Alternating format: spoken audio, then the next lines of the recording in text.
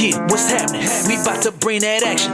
Gotta hold it down for my Seattle Kraken. Hey, we going beneath the waves. We going beneath the waves. Get it hype, step onto the ice. Ready for some action. Release the Kraken. Hey, we going beneath the waves. Going beneath the waves.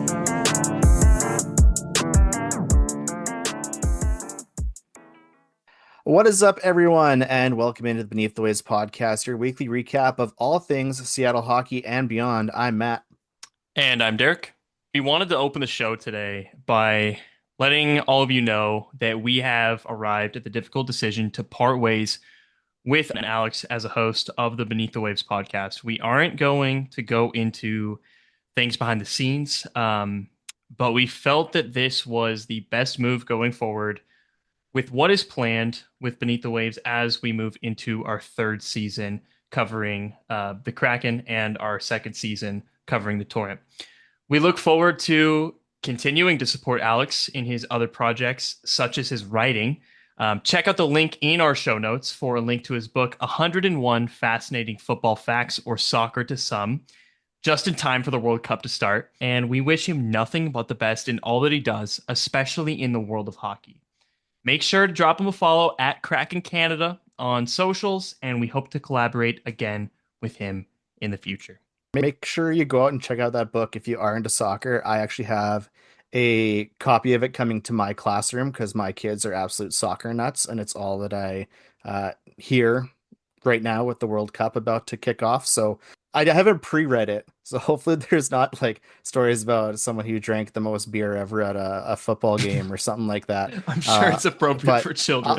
I'll pre-screen it, but yeah, nothing but the best from us to Alex, and we hope that he does well. And like Derek said, hope to connect with him again in the future. Absolutely.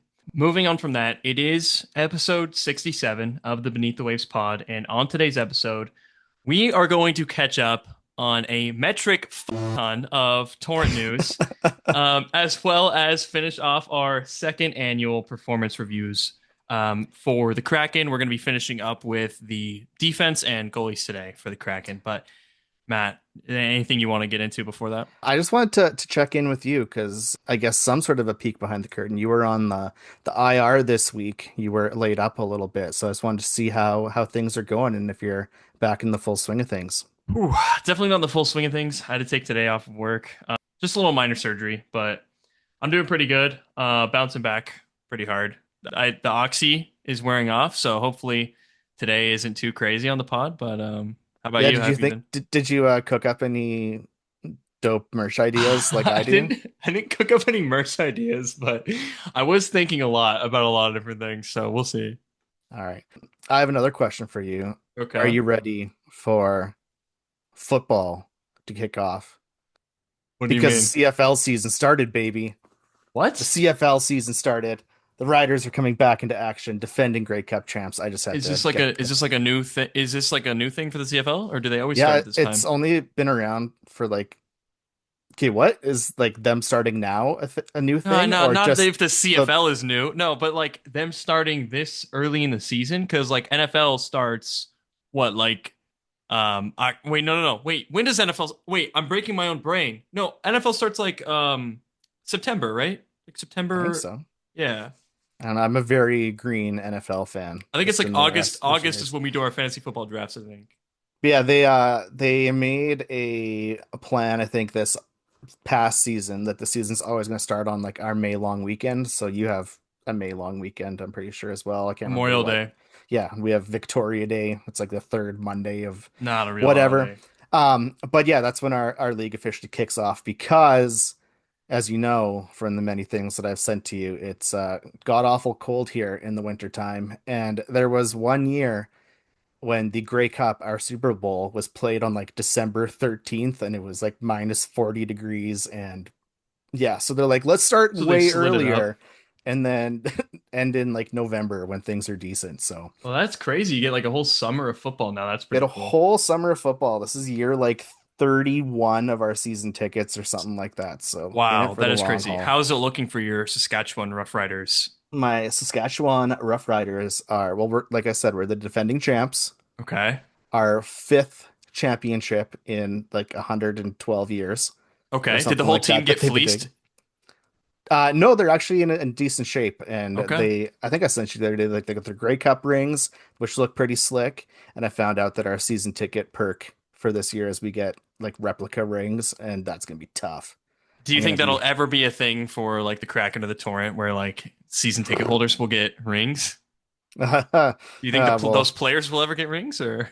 I hope that sometime in my lifetime those players will get rings, but that lifetime might have to be a little bit later into, because let me tell you, things are not great in the torrent world as we kick off our torrent talk for this week. We are a third of the way through the PWHL expansion process, and it has been a tough go. You, I know, like haven't been super in depth invested in outside of ice crew duties to this point, but I think you jumped straight into the deep end this week. Oh yeah.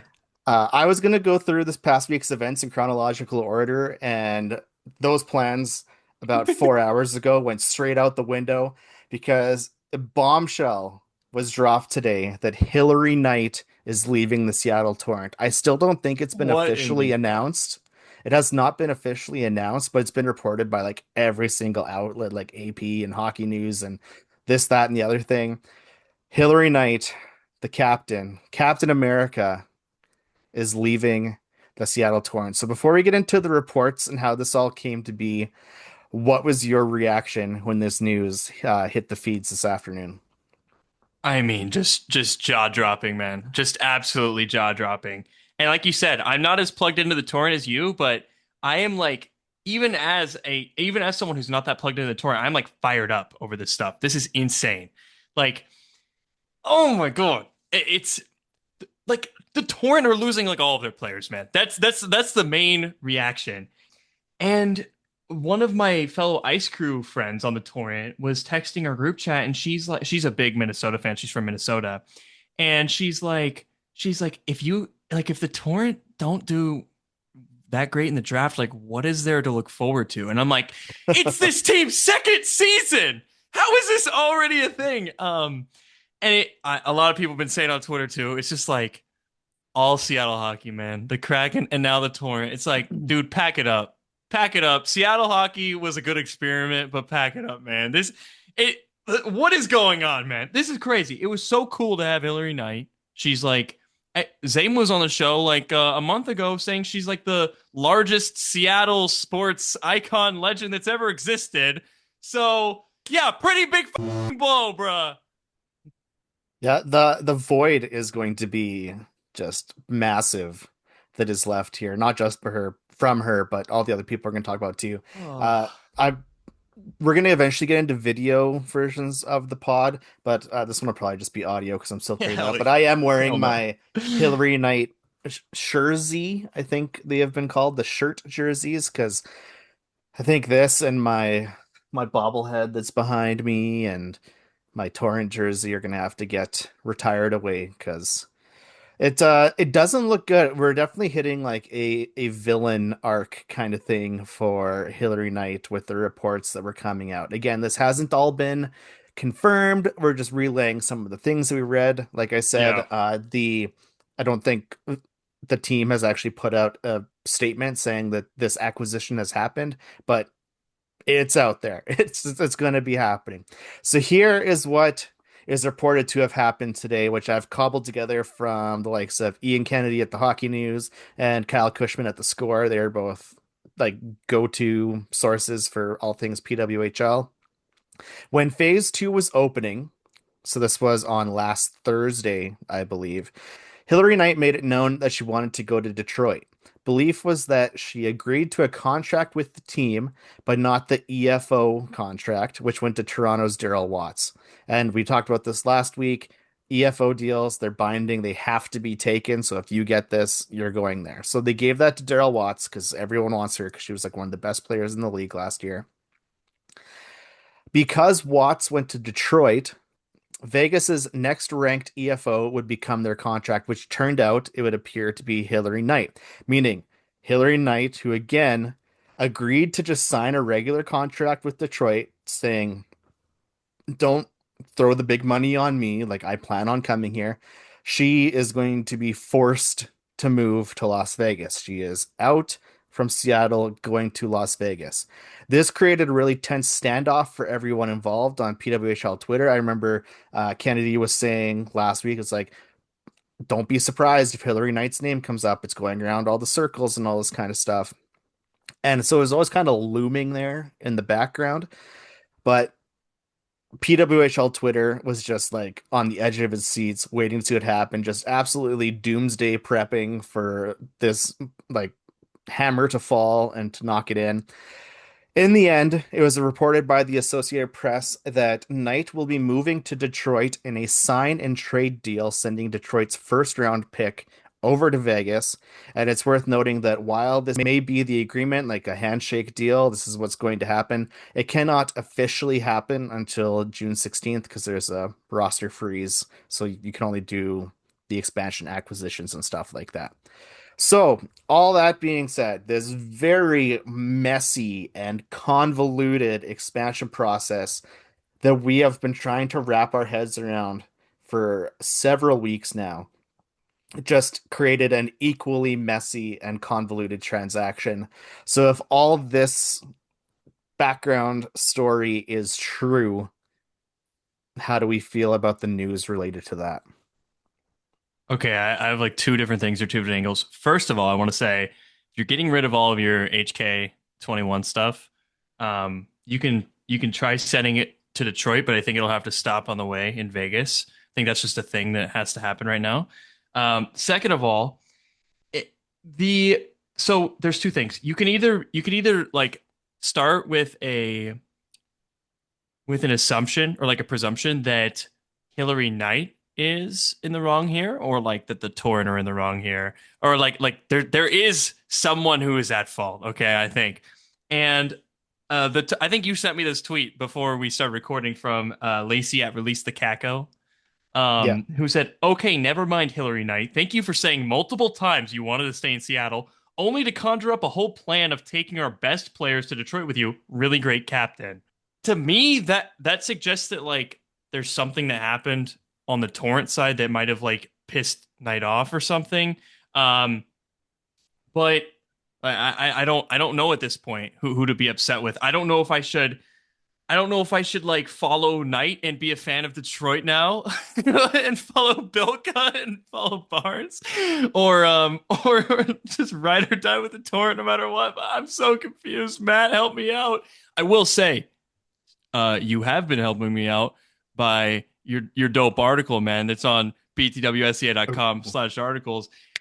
You can find Matt breaking down everything that's going on. He's posted a bunch of stuff about the PWHL, about the Torrent right now, so that's sweet.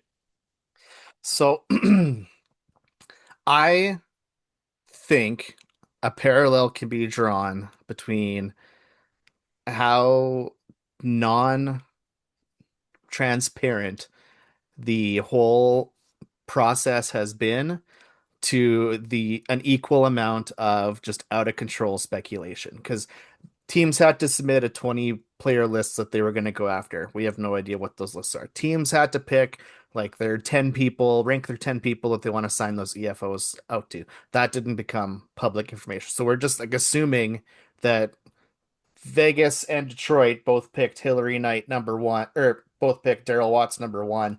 Watts went to Detroit. So then Hilary Knight's number two on Vegas. It's just a whole bunch of assuming. So Right. again, we're being careful in the way we're wording things. We're not breaking news or anything here. We're just kind of summarizing, aggregating all of the information that's out there.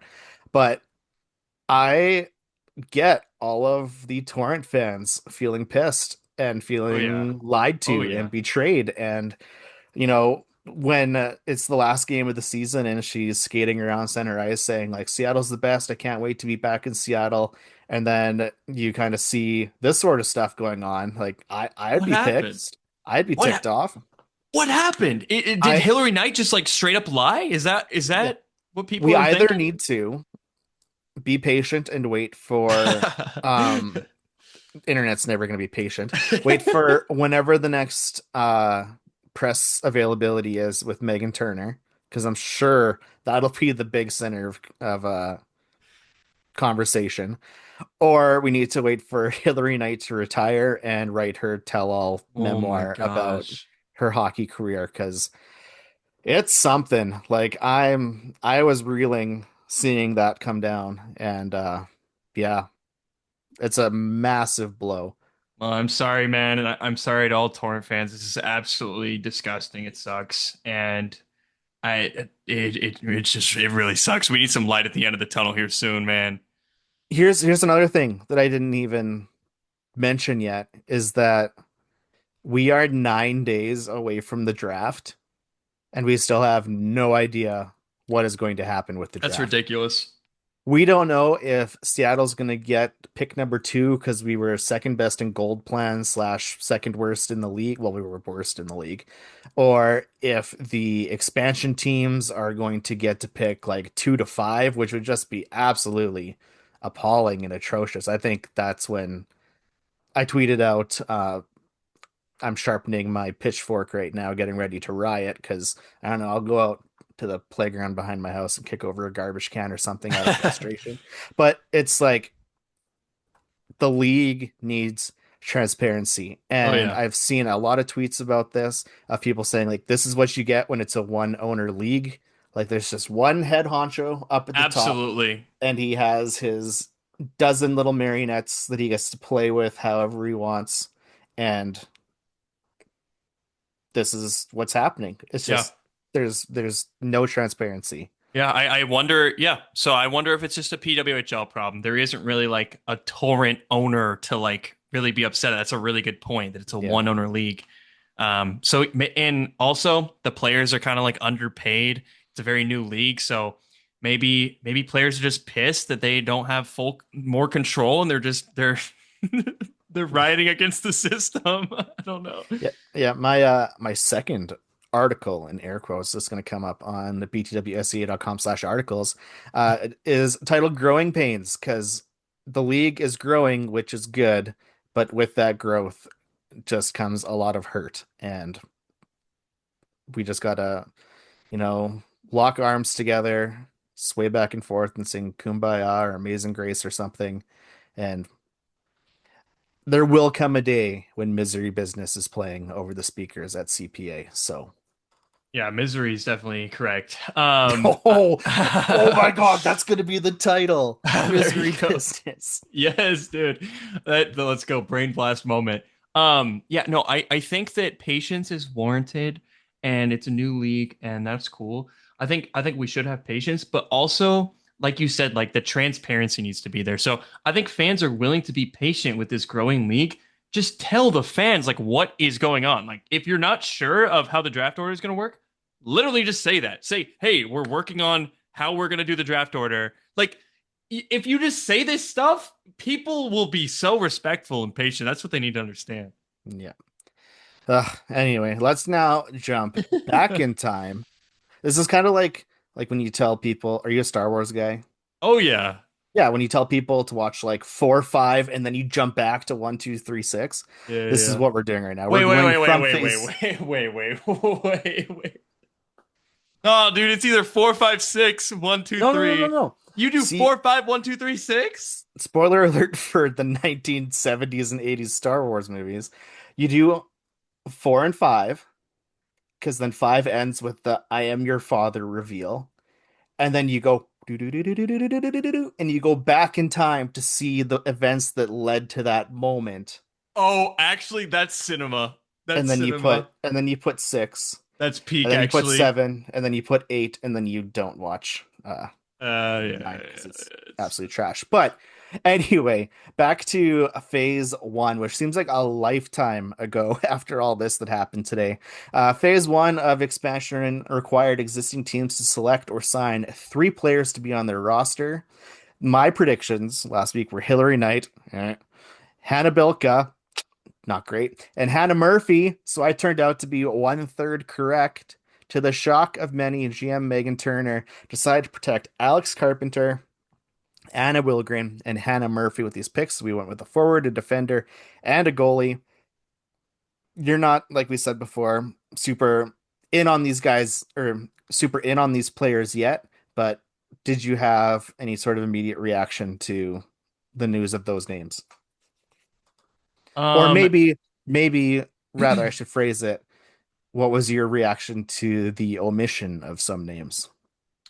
yeah, so just straight up, okay, and yeah, caveat, this is coming from someone who's not like, I don't consider myself like an expert torrent fan or anything, but seeing like Wilgren protected and Bilka not protected, that is what's raising like the biggest like red flag of like in like it's just it doesn't make sense to me at all. Um like production wise, I feel like Bilka is someone that you would in like how old she is, like she's 25, right? I believe so. Yeah, she's 25. Like I know she missed a lot of this season. Maybe that's why because there isn't like a connection yet with the team, but that makes no sense. Um I have to assume that it's because I remember you were talking right when we learned that Bilka wasn't protected that you thought she was still going to stay because of like other players on other teams being I assume that the Torrent probably just thought like, oh, Bilka's she's not going to sign anywhere else or whatever, but little did we know, man. Yeah. See, like this is where again we need to hope for some transparency, and then we get some. I Oh, mean, they're not going to show We can't wait till Bilka's like 40 writing, dude. No. because again, yeah, we're just speculating and we're assuming, and when you assume, it makes an ass out of you and me. So hopefully we can figure out. I saw two of these as like a coin toss. You had Hilary Knight on one side, Alex Carpenter on the other side. Alex Carpenter, big production this year. She played in all 30 games. She was like the top goal scorer, point getter. I can't remember which one it was, maybe both. Makes sense. I think she's a couple years younger than Hilary Knight. Hilary Knight said, I only have a couple more years in me. So there's kind of maybe that ticking clock that you don't want to commit in. I think Alex Carpenter was the better pick. Hannah Murphy, I think, is a pretty close to 50-50 split. Or you put up a graphic showing kind of the comparisons of the person we lost versus the person we kept. Pretty comparable to Corrine Schroeder, who was our loss that we'll talk about a little bit later. Um, so I think that's a win. And Again, way well, I younger, don't know, right? not way younger. It's like 26 to 22. Okay.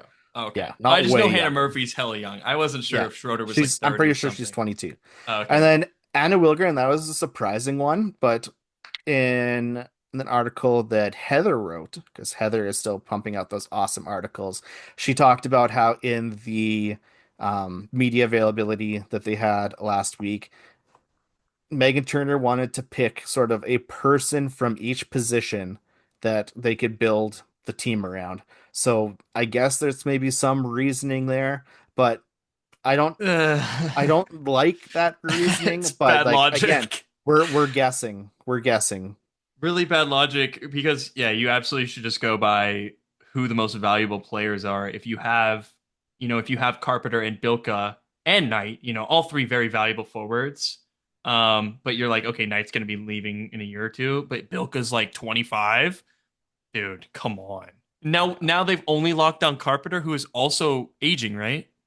She's 32 or 33, I Yeah, believe. about to take that plane up to the sun or whatever. So, and they fumbled on Bilka, bro. They did. I think that's a pretty universal take is that they're Yeah. missing out there. So because of these selections, the level of nerves and anxiety were absolutely through the roof as we approached phase two. Phase two had the expansion teams select their first five players, and we talked about the different types of contracts and all that kind of stuff. This is when the blows started to land on Torrent fans. So the first two was the announcement that Hannah Bilka and Kayla Barnes accepted contracts with PWHL Detroit. So that was just like right away, two people getting ripped away and put on the same team somewhere else. The third departure, as I said before, was Corrine Schroeder, who is moving down the West Coast to PWHL Seattle or PWHL San Jose. And I know that, like we already talked about, one of these moves was especially painful. But do you have any thoughts on the other two? Because we've heard your pain and agony around Hannah Bilka. So do you have any thoughts on Barnes or Schroeder? I mean, Barnes, I don't know a lot about, so not a lot of strong feelings. Schroeder, I know it was a really extremely good goalie. I remember when we got her last year, seeing that she was super solid. I think she had maybe slightly a down year compared to where she had been before last year. I don't know But if she that's still correct. had Yeah, yeah, yeah. really good stats. She was above Yeah. 900. So yeah, she's definitely a big one to lose. But it makes more sense, like protecting. Yeah, like you're not going to protect Murphy and her, like you were saying. Yeah. I think it makes more sense. Again, dude, the Bilka one's gonna make me go like actually insane. And like come on, bro. What about you? How do you feel about? Okay, I want to know how do you feel about the Barnes one specifically? Like, what kind of a loss is that to the Torrent? I feel, and again, this is just my take, so I don't know how it compares to people who followed her pre-Torrent, but I feel it was maybe like an overrated-ish sort of presence. Comes in being like an Olympic medalist multi-time. She was one of the first five that came in, but she didn't really produce a whole lot. And I didn't feel like she was seen a lot for the name Right. value that I assumed out of her. I think like Again, three that goals could and just five assists, right? Across the whole something like season. that. And Wilgren had 3 and 7 or Three goals, three and yeah, eight seven or assists. something like that. Yeah, yeah. So again, that could just be my ignorance to teams at the time when I was trying to figure out 6 teams at the same time to find out who's going to come to our one team that's brand new and learn all these new rules of this game and stuff. But I don't know. I did not feel a big gut punch from that loss. I like the idea of keeping Anna Wilgren around if we were to keep a defender, because go back and check out the shootout goal that she had earlier in the season. I hope that, this gives her some confidence that Steve O'Rourke, former head coach, said that they saw kind of brew in her when she didn't make the cut for the Olympic team and she starts to pop off. So just have to wait and see. So now, where does that leave us? Phase 3 is a preliminary opening signing period, which will run from June 10th to 12th. So that starts on Wednesday and goes till Friday. Unsigned and unprotected players are able to negotiate with all 12 teams in this round. The Torrent will be able to sign 3 additional players in this window, and the expansion teams will sign 3 more. So expansion rosters will be at 8 players. My prediction, my guess this time, or what I would want to happen this time, as we go Danielle Serdachny as one of our protections. We go Julia Gosling as one of our protections slash signings. And I think we need another defender. So we go Aneta Teralova because she was our first ever expansion draft pick. So there has to be some sort of promise there. We already lost our second one. So give us the first one. And hopefully, fingers crossed, things work out. Phase 4 will start on Sunday, so I'm not sure when our next pod will be, but it'll start on Sunday and be the expansion signing period where the expansion teams will build their roster up to 10 players. So each team will pick up 2 more. And again, I want to reiterate at the time of recording, June 8th, 2026. We are 9 days away from the entry draft, and we still have no idea what's going to be happening and who we're going to be drafting. So if they were to come out and say, "Hey, Seattle, you get the number 2 overall pick because you were second in gold plan points," Which they have to at this point, by the they way. have to. If yeah, I don't even want. No, but this is gonna go 45 more minutes if I go off on that. If they say, "Hey, Seattle, you're number 2," I could only assume GM Meg Turner would be like, "All right, we are getting all-star prospect Olympian defender Layla Edwards coming our way. Maybe we don't need to protect a defender. We can pick another one of our like offensive producers or try to sign someone from a different team and get them to come over and be like, "Hey, our huge star just left. We have a void where we think you can come and be a star on our team where you're maybe buried on the second line over here in so and so shadow." I don't know, but again, I can't fathom, I cannot comprehend, I can't wrap my Canadian dome around how we still don't have this information just over a week out. Yeah, it's unacceptable. And like we were saying earlier, it like at least tell the fans the state of like the discussions or the negotiations or whatever is being mulled over. Um, but dude, I'm gonna need a minute, man, because like I'm just now sort of processing or realizing that like this is just getting started for like the torrent being fleeced. Like this is Mhm. already we're already screwed, and and it hasn't even really started yet. This is absolutely insane. And I guess for future protections, it's really going to come down because I'm just thinking now, like, oh, I wonder if the the reason why the torrent didn't protect Bilka and every other person in the world would is because like Bilka told them ahead of time, like, oh, like I don't want to be here anymore. So I guess it's just gonna depend on all the torrent players. Are there any torrent players Yeah. that still want to be on the torrent? I guess is the real question. I did think like if that's the situation too, and she says like I want to go to Detroit, I don't want to play here, and then you protect her, and then she's just miserable playing on a team that she doesn't want to Right. play for. And like I said, or I said to you, I can't remember the context I said it, but like the meme of Squidward sitting up in his room and SpongeBob and Patrick running outside having fun.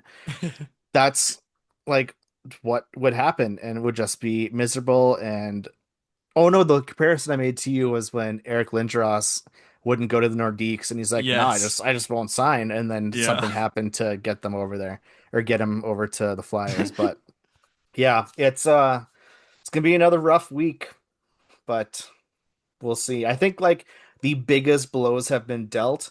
So at this point, it's just like numbers dropping off. It's not gonna. I don't think there's any huge hits. I mean, like Daniel Serdachny would be a hit. Julia Gosling would be a hit, but I mean, at this point, if you're the torrent, you're literally staring at like a classic rebuild scenario almost. So at this point, I think if you're the torrent, one of your you would maybe try to pull keep to sign someone from a different team to bring over I'd because say no the matter what you torrent do, depth is not very maximize deep. value. Maximize value. Don't do this thing where it's like, oh, for the next three protections, I'm going to do one forward, one defense, one. Yeah, yeah, Yeah, no, just maximize value.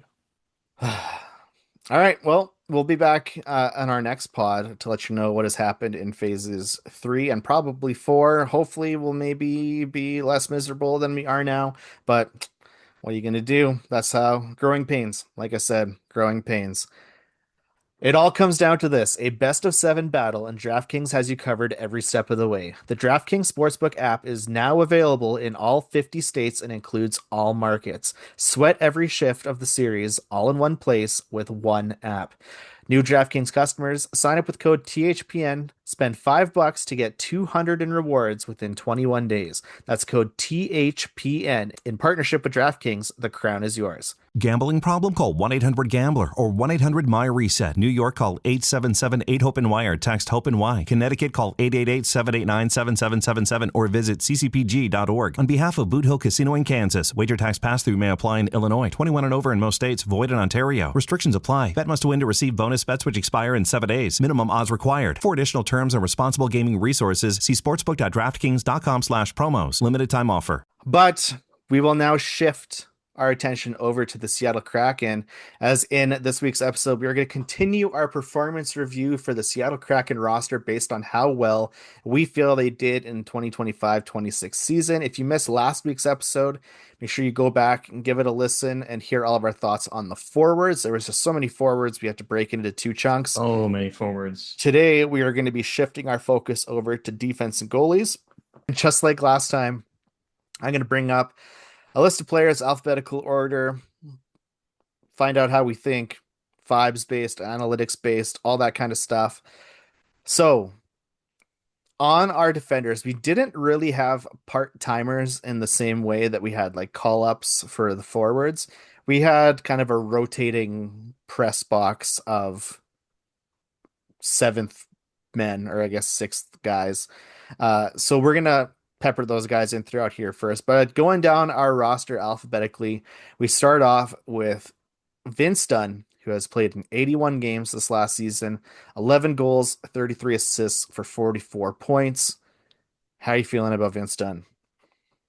I'm feeling pretty good. I'd say he's one of maybe two defensemen on the Kraken where you're gonna try to hold on to them, keep them no matter what.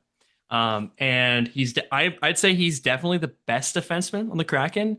I don't know if it's really close. When Vince Dunn is at his prime, he's considered like league wide a top 15, top 10 defenseman in the entire league, and that's extremely rare for Kraken fans to have a guy like that where you can be like, wow, this guy's objectively just like insanely dope.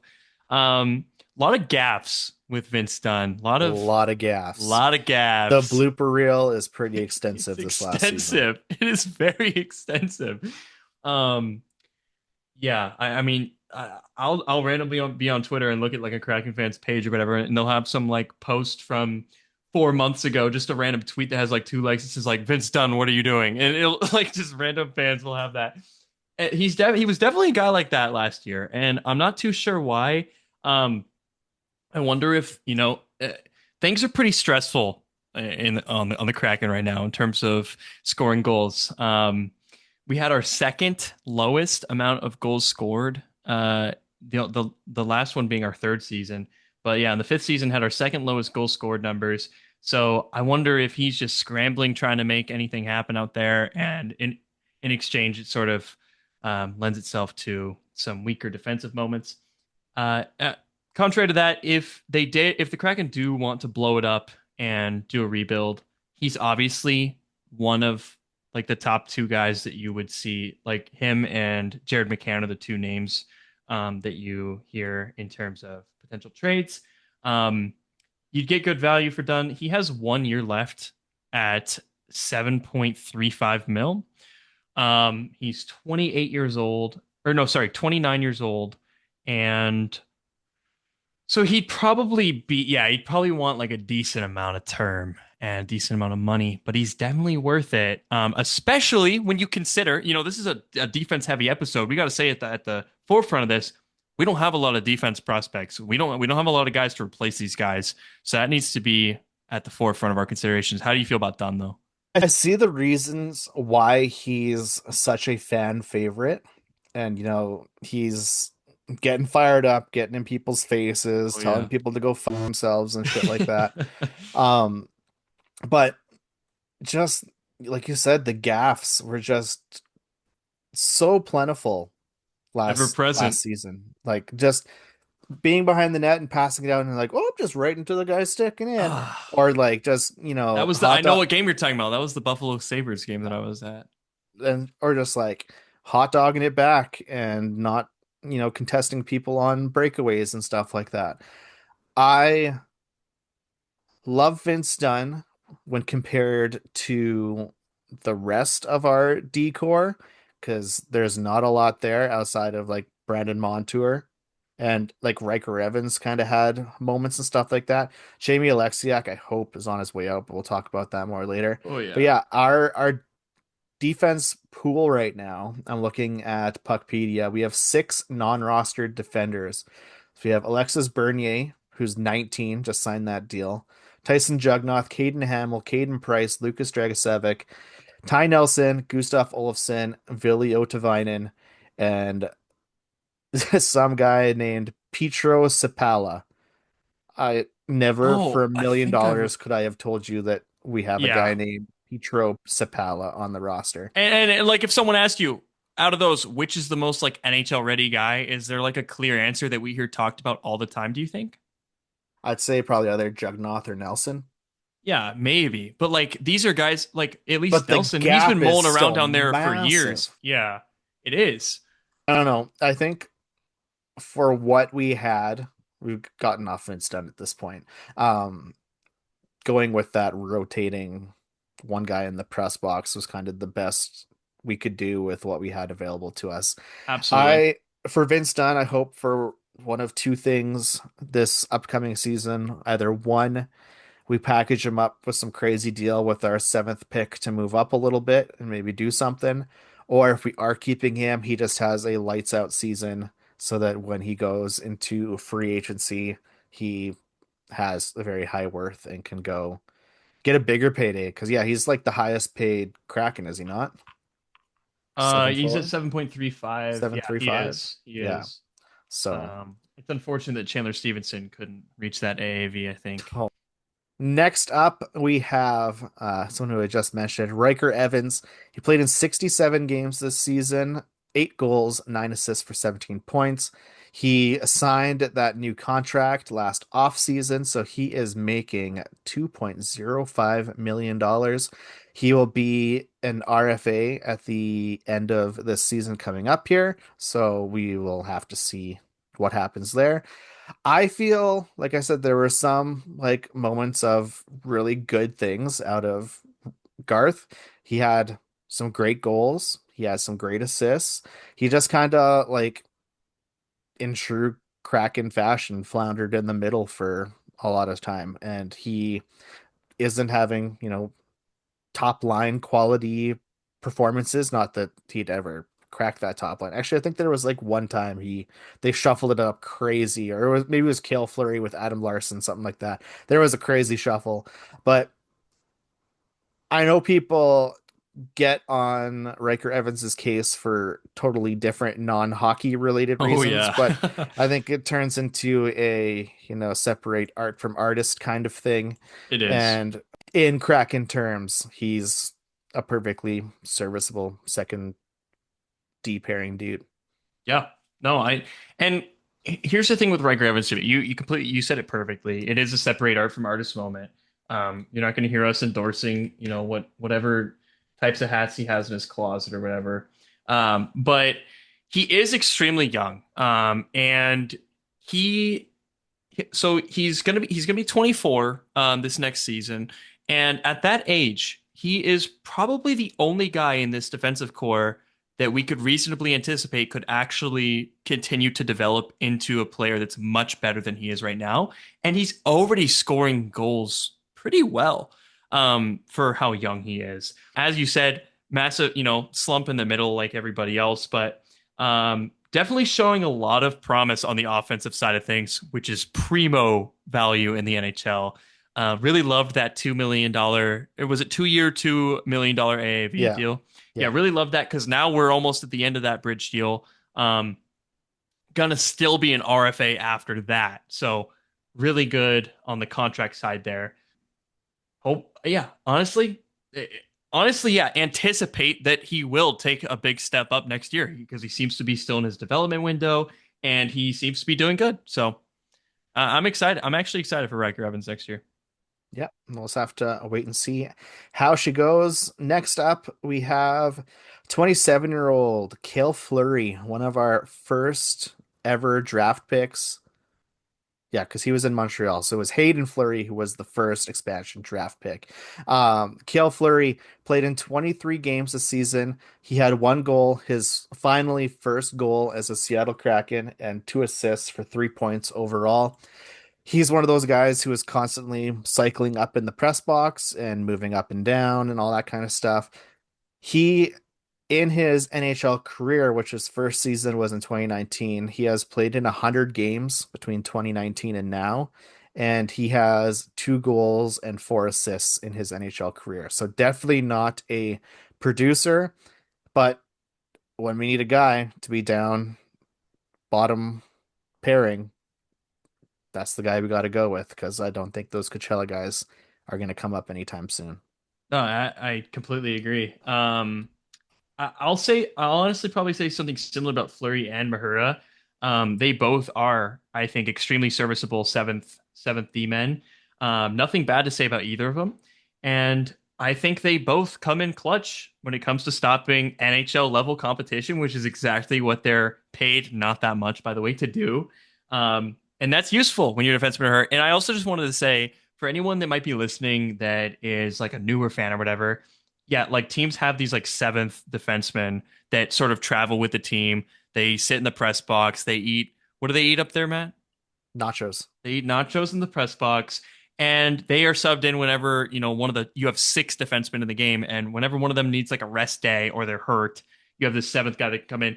Cale Fleury, Josh Mahura are 2 guys that are kind of like that. And yeah, Cale Fleury is absolutely great for that role. Yeah, so he is going to be a UFA at the end of next season. So I think we honestly, just give him like $1 million again. either we give him whatever the base will be at that time just to kind of Yeah. keep him around, or maybe next year someone has a stellar year in Coachella and is ready to make a jump.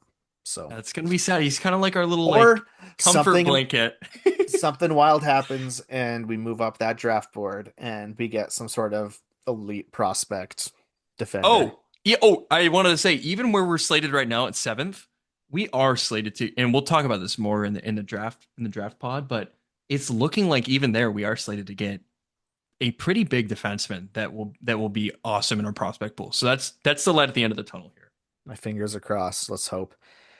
Another guy who was part of that expansion roster, he is the Iron Man. He has only missed one game in 5 seasons of Kraken hockey, and that missed game did not come this season. He played in all 82, 7 goals, 18 assists, 25 points for Adam Larsson, one of the alternate captains.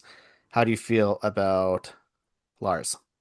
Yeah, this is a guy where like I've been high on him since sort of the beginning of the Kraken, but this is actually the year where I'm starting to take Lose the some. shine. Yeah, it's losing its shine, and just looking at his metrics here, he's just kind of he's fallen off, and he's Vince Dunn's bestie, right? Like he's the guy that we stick on that first line with Vince Dunn, and that is a tall order. That's a tall order, and it's not for anybody that spot. Okay, we need to make sure that that guy is the primo guy that's out there with Dunn to maximize that line and to maximize what our offense is doing.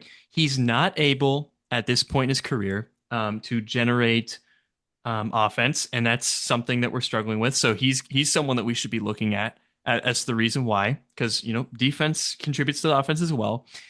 He's not a guy who's out there slinging the rock. I don't know if that's ever used in hockey, but yeah. According to the JFresh cards that we have, he's 15th percentile wins above replacement. So really just brutal, man. Yeah. So kind of okay at the defense stuff, but we really need to be maximizing offense. So I would love to see us steer away from Larsson going forward. He's under contract until the end of 2029. So I assume what'll happen is he will be a guy that we slot in on the second or third pair, maybe as like Oleksiak and those guys start leaving. And then we hopefully bring in like someone dope to be next to Dunn. That would be sweet. Yeah, he's got 3 more seasons at 5.25 No, mil, I'm not which loving that now. When isn't did this great. happen? When did that contract happen? A couple years I ago? Or think no, two 2 years ago? 2 years Or ago, I think. okay, yeah, not I loving think it. the only really good thing about that contract was it was adorable when Vince Dunn basically broke the news because he just tweeted out a cat emoji. That's That right. that was the team's announcement. Um, I personally have never been super high on Adam Larsson. I never really, got the hype behind him. And if he's your guy, good on you. But it just never jumped up to me. Like I remember when I first started following the Kraken when that first draft happened, and it's like, oh, this guy's one of our captains. That probably means that he's like a pretty awesome, legit dude. And I'm sure he is. I'm betting he's like a very gentle yet aggressive voice in the locker room. Like I can't see him like yelling and getting angry, but I can see him like when I put my teacher voice on and I give a stern look and like put the fear of God into people. But I don't know. I've just never been crazy high on him. I don't know. It's just meh. He's a guy on the roster, which I'm sure will tick a lot of people off, but No, I think a lot of the big cat support comes from off the ice stuff, but I could see that where it's almost like a what does he do type vibe. It's like what okay, is he out there for? drawing a parallel. I would compare that to my feelings on Caleb Barnes. Okay. Both defensemen, both don't really Yeah, produce. Okay. yeah. Yeah, I think that's apt. So I'm meh on Adam Larsson, but I am big time not a fan on this next guy, as we have talked about a lot. Ryan Lindgren picked up last season in free agency, $4.5 million. He has 3 more years on his contract. He played in 76 games with 2 goals. 7 assists. I said before on the pod in one of our studs and duds that we did, he I could draw like I could go in and do a real-time bet on some sports gambling app saying that the other team was about to score in the 2 minutes following whatever penalty he had just taken, because I feel that was all that he was really reliable for. I'm sure there's lots of stuff I am overlooking and my judgment is clouded to some degree on some things, but dude was just You're not I don't overlooking know. anything. There's nothing to overlook. It's not a thing. Yeah, riding out 3 more years here.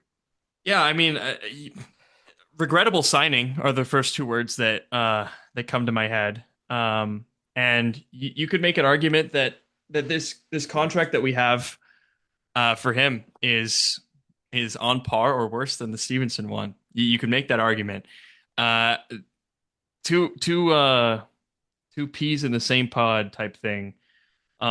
Literally useless. He's like a rock when it comes to offense. He's completely useless to play offense. And again, that's something we're in a massive deficit for. So wherever we can improve, if we can go from a guy who is like worst in the league at offense to a guy who's like worse than 85% of the league at offense, that is literally going to help us get more goals in the other team's net. So he is a guy that like whatever we can possibly do to get rid of him, please do that. Like literally whatever. I don't know if that's a buyout. I don't know if that's a trade, like a trade where we have to eat it. I don't know, but we need to do something because this team can't score, and this guy is a massive reason why. On the defensive side of things, he's just not great either. I hope he proves me wrong or something, but this has been a multi-year thing. This has kind of been trending for years. When we got him from New York, people were saying that like he was paired with Adam Fox and he was making Adam Fox really bad. And I didn't want to believe it, okay? Because I usually have my head up in the clouds, and I'm like, no, the Kraken are going to be dope, and all the players that the Kraken get are going to turn it on because we're riding the high from that playoff year. But nah, dude, Lindgren, we've seen enough. He's absolutely a dud. Get him off the team, no matter how. I even feel like he's not that physical of a dude. Like when No. there was the clip from him at the Worlds when he absolutely made Evan Bouchard, I believe, soul leave his body with that hit that Yeah. they said was super dirty and knocked him unconscious and he got misconducted for it and stuff. I was like, where did this guy come from? Like Yep. throwing the body, sure, like he got booted out of the game for it, but like show some of that fire, some of that zip, pizzazz, whatever buzzword you want to use. It's just, yeah, not there. Not great. Yeah, according to JFresh, Lindgren is worse than 99% of players at offense and worse than 85% of players at defense. Um, so he's literally a bottom 5% player.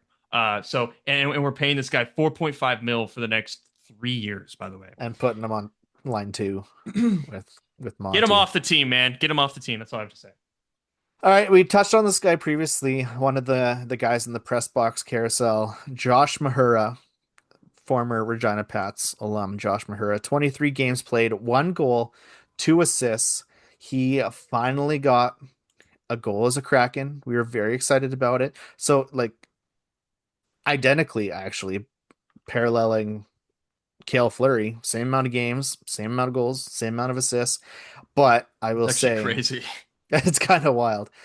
I was very excited when they announced his like 2-year deal that he got re-signed to. He got a little pay bump with it. It felt good. He's 28. He's making like just over 900K right now. I was excited for that because I thought, he put a lot of work in last season and he was a good third line guy. And then I was kind of bummed out that he got sent up to the press box as often as he did.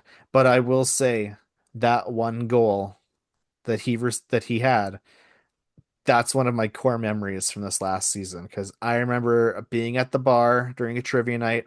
The game was on the one TV that wasn't showing the trivia stuff because it was a Maple Leafs game and someone complained that they couldn't see the Leafs game, and he scored the overtime goal, and was a beauty. Awesome. It was a beauty. So I hope he gets a little more time next year. I mean, you can only play with the spots that are available to you, but I don't know.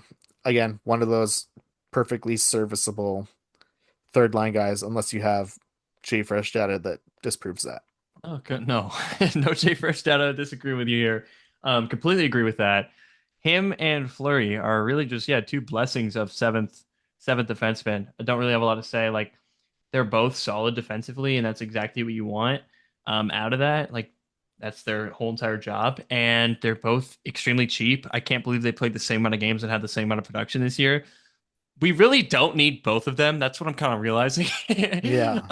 That's kind of, and I think both of them don't get as much, especially Mahura. Fleury, I think, has more offensive prowess than Mahura, even though they had the same production. Just the way he plays seems to be more like shifty, I guess, than Mahura's play. Um, but Mahura, man, he is a lockdown defenseman. I would love to see him. Like honestly, there's a world where he is so good at defense where he could be next to like a really offensive firepower stud guy like Montour or Dunn. I could see that if he got a little bit better at defense or something. But yeah, again, the same theme. He's not contributing to offense, so I don't think he's going to get more time. And I think that's the same reason why we need to get Larsson down and we need to get Lindgren down and we need to just start facilitating more and more and more offense. So if we get to the end of next season and they say you got to keep one, Mahura or Fleury, do you have a preference, or is it literally a coin toss because everything's the same? I will say Josh Mahura has played significantly more games. He's played in 278 career NHL games. He's 1 year He was on that older. Panthers He team was on too. that Panthers team that won and came Yeah. over with Monty. I So think we got to keep Mahura. He was on that Panthers team with Monty. yeah, I think so. Speaking of, what a segue. Brandon Montour is our next guy. 64 games played, 11 goals, 21 assists for 32 points. It was a very tough season for him. The large chunk of those games missed was due to the passing of his brother, which was very tough, and that definitely had an impact on the team, and the production definitely slumped there. And I feel you definitely noticed when he came back and really felt that impact. We've been big Brandon Montour, Monty Mania stands around these parts. I've been down on Brandon Montour since 9:01 a.m. on January 1st, 2024, whatever year it was. Um, I dig him. I like him. I would rank, I mean, maybe it's clouded favoritism or something, but I would rank him above Vince Dunn. I don't know what the data suggests, but I feel he's much more flashy, much more showy, and it just seems like an all around good dude. Yeah. No, I think from a fan perspective, I think you could definitely toss up Montour and Dunn. In terms of data, Dunn by a long shot. And it really comes down to the defensive play. Um, Dunn actually has better defensive metrics by a decent amount than Montour. And again, I think there's a common theme of defensemen like Montour and like Dunn sort of overstressing themselves to try to create an offensive play. And so they aren't, and this even happens with like Quinn Hughes. So like this is not and Cale McCarr. This is not a bad thing to see your offensive defensemen have poor defensive metrics. It's extremely common. And we want that because we want them stressing themselves out to try to make these offensive plays because they have the talent to do so. Montour is the second guy I was referring to earlier in terms of guys who you're not getting rid of on this defensive core. Yeah. Montour and Dunn are the two like power play quarterbacks. They're the two like best offensive defensemen that we have. I'll They're say I love when we're in like 3 minutes end time and we pull the goalie and then we get both of them out there. oh Like man, that's just I like wish they could be a pair, Gatling dude. gun. It wouldn't work because of the defensive irresponsibility, but I wish they could be a pair all the time, man. Honestly, it might be worth doing just to get like some offense going. Um, Dude has an absolute clap bomb though. I just wanted to say that. Uh, I think it's among the best in the league. His shot and he Yeah, like he's just a solid top four guy in our defensive core. And if we reshaped our whole core with like up and coming prospects and with trades and stuff, the two guys that I would want to see still there are Dunn and Montour. And the other thing is we have him under contract until the end of 2031 at 7.1 mil. And I can confidently say, like, I think this is the best like looking long term contract, maybe along with Beniers as well. Like it's good to see this and the Beniers one because we strike out on the Stevenson one and the Lindgren one and maybe the Larsson one. And it's like, oh man. Um, I will say this season he had 32 points. The season before he had 41. That was his first Kraken season. I want him to reach his level on the 2022-23 season when he had 17 points. That was a lot of hope when he was being brought on that he would kind of replicate that. So Wait, maybe 17? 73 Oh, I points. thought you said 17. I'm like, Yeah, so no, we just want him to fall off a cliff for no reason, no, or 17 points. He had 16 goals and 57 73? assists. Yeah. Holy shit, bruh. Yeah, no, that contract's amazing. And dude, if he just gets to that point again, that would be amazing. But again, that was with the Stanley Cup winning Florida Panthers, correct? That was not the cup winning team. Oh, was it the year before? Yeah. Oh, okay. Got you. Because he left on the cup winning season. After. Didn't they win back to back? Hold on, I'm Wait. taking back track. Current. Last year was Panthers. Stanley Cup winner. Yeah, it wasn't that season. That season it was before their first one. Yeah. Okay. All right, I'm tracking. You're tracking. All right, and our final defender, we've talked about this guy at length in the past, so I think we can maybe be pretty prompt on this one. The big rig, Jamie Oleksiak, 78 games played, 5 goals, 10 assists for 15 points. He is a free agent in the coming weeks here when July 1st hits. We are all on board with seeing him go somewhere else. Fingers crossed, open up a spot for someone young coming in to earn a roster spot. Absolutely. And also, I actually just looked it up, and Brendan Montour was on the Stanley Cup winning team. He played in all 24 playoff games and then signed with the Kraken. That wasn't what your question was. Oh, okay. I thought that's what we were talking about. No, that 73 point season was not in a Stanley Cup season. Okay. I'm getting actually. What? Sorry, can you repeat? What was the point number in the Stanley Cup year? 33, but he only played in 66 games. Okay. Anyway, on to Oleksiak. No more actually, because I'm bad at that. Yeah, he's just got to be gone. There's just no way around it. Defensively, he's actually decent. Offensively, atrocious. Common theme kind of with a lot of our defensemen. And yeah, it's just his time. I really do. I love the big rig, inaugural member of the team, and I hope that he finds his way onto like a third pair on a good contending team or like a Stanley Cup team or something. That would be sweet. But yeah, his time with Seattle's done. I'm realizing like this would leave so many holes in our defensive core. Yeah, and I don't know who we replace him with. So that is a topic for another time, I guess. Free agent pool is so shallow this year. It's not. But we have cap, dude. We have cap. So honestly, picking up some like average defensemen sounds like a great idea because we have a lot of below average defensemen we're finding out right now. True. All right. Into goalies. I think we can go through this pretty quick because we talked about the two main guys quite a bit in our top stories episode.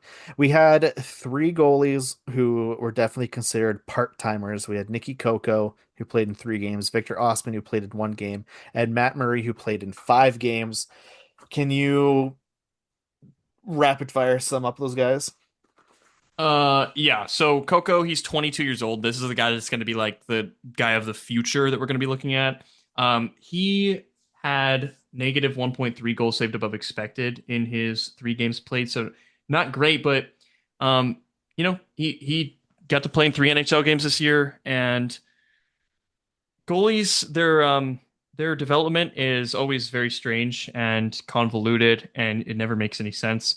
So, um, looking forward to seeing Kokko develop over the years. Ostman, he played one game at Colorado, and he had 35 shots against him and only allowed 2 goals. And we all know how good that Colorado team was this year. So he had a 2.1 goals against average and a 943 save percentage through one game.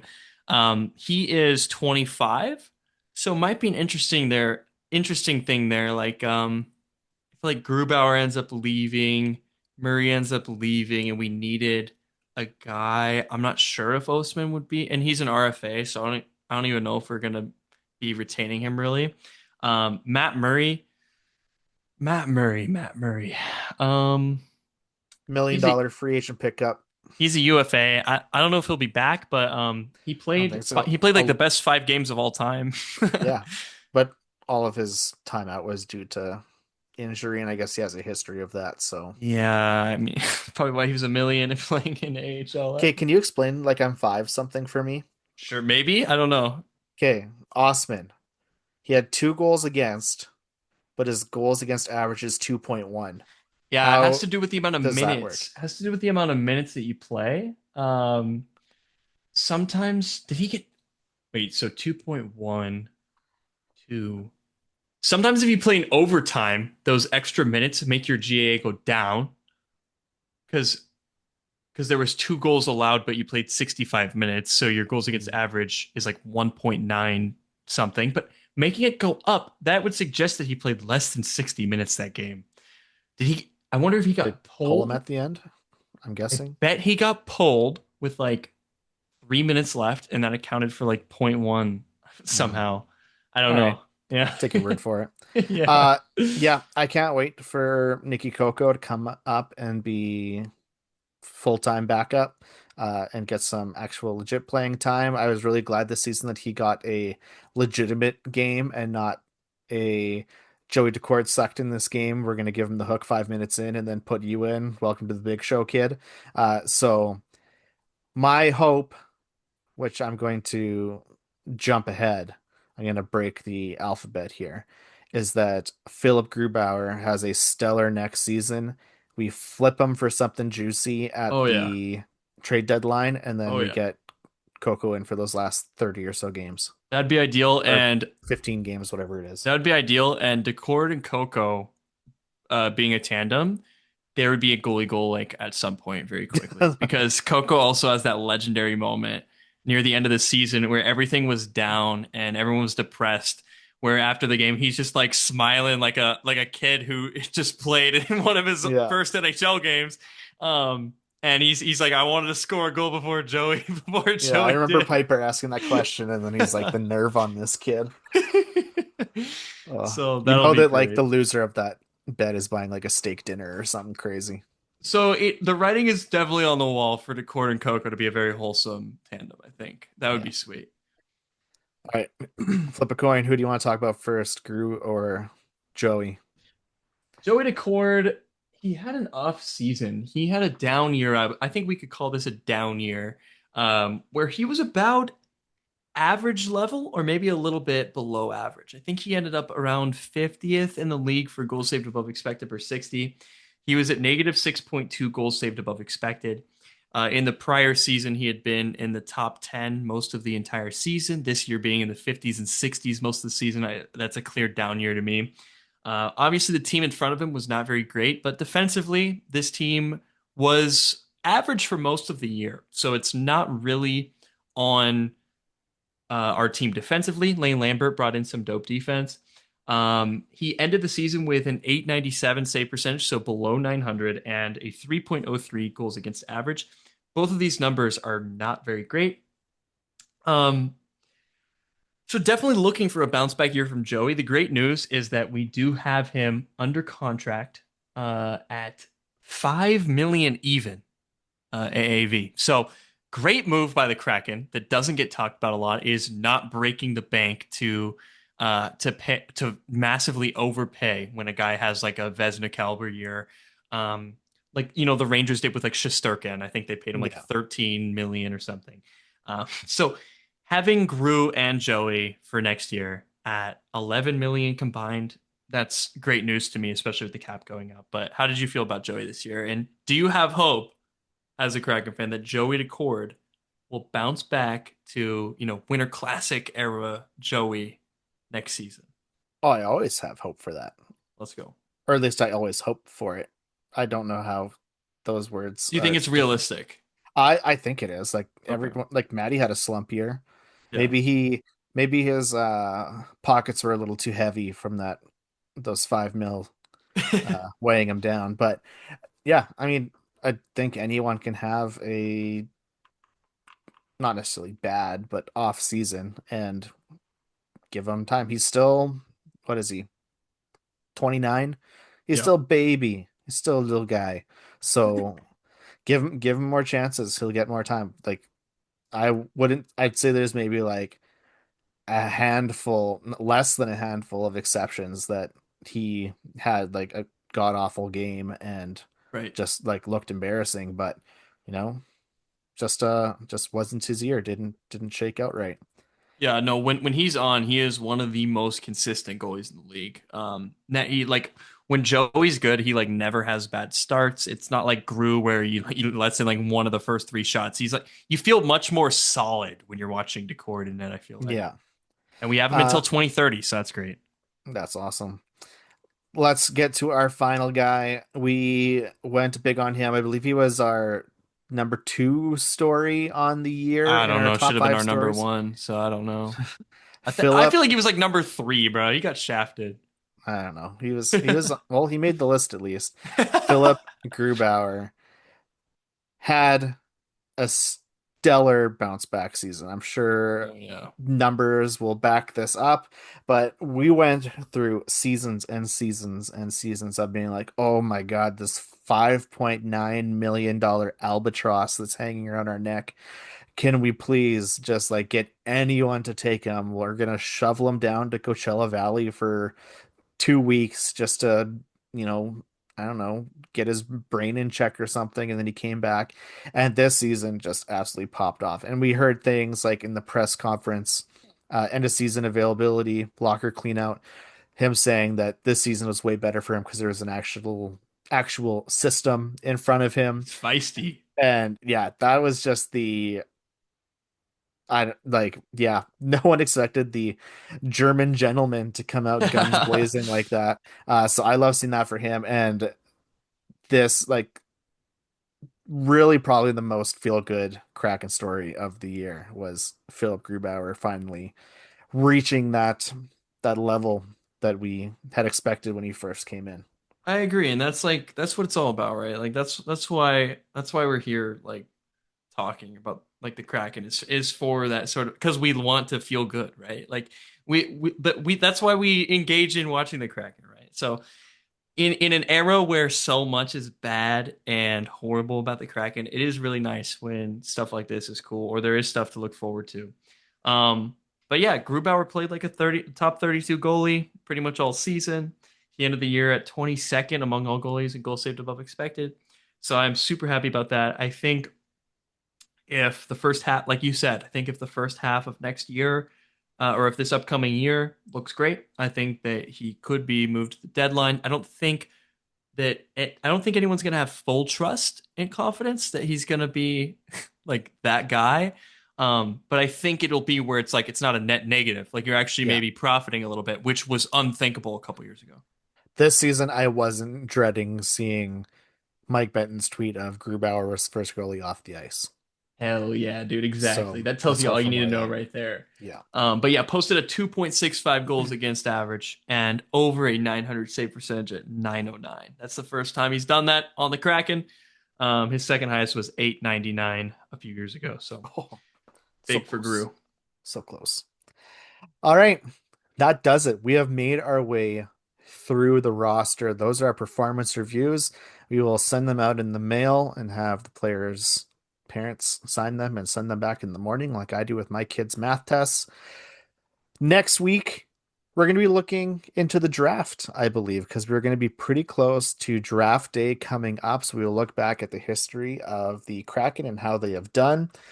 We will maybe speculate, get more get more insights about what the Kraken might do if more things are happening where pieces are in play to make a movement at the end. But one thing for sure that we'll have is another boatload of Seattle Torrent news. So buckle up for that. Derek, as we get out of here, can you let the people know where they may find us online? Absolutely, Matt. So first of all, go find us online at btwsea.com. We have our very own website, Beneath the Waves website, btwsea.com. Find our podcast episodes, anything that you want over there, all of our social medias. Also, if you go to that site, you can click on the word Seattle Torrent, and it'll take you right to our very own Heather's articles. The link is also in the show notes for those. You can follow her at Heather Nicole with no E and at the Hockey News W to see more of her work. Heather's articles should definitely be your go-to reading material on Seattle Torrent analysis, because forgot to clarify that. She is worlds above the. It's like let's put it in Kraken defense terms. It's like Vince Dunn. Yeah, and she is the Vince Dunn, Brandon Montour in extra attacker on the ice to my Josh Mahura eating nachos in the press box. Seventh defenseman. Let's go. So yeah, go check out her work. She's doing awesome stuff. Absolutely. And also please drop a follow and a 5-star review on the podcast app of your choice. Helps us out a ton. If you also follow us on all socials, and if you could take a second to like or comment on those videos. And I just wanted to end this episode in Matt's absolute favorite way. This was episode 67, and you can find number 68 at BTW SEA. All right, that'll do it for this week. Have a great rest of your day, and we will see you next week. Bye. The waves going beneath the waves.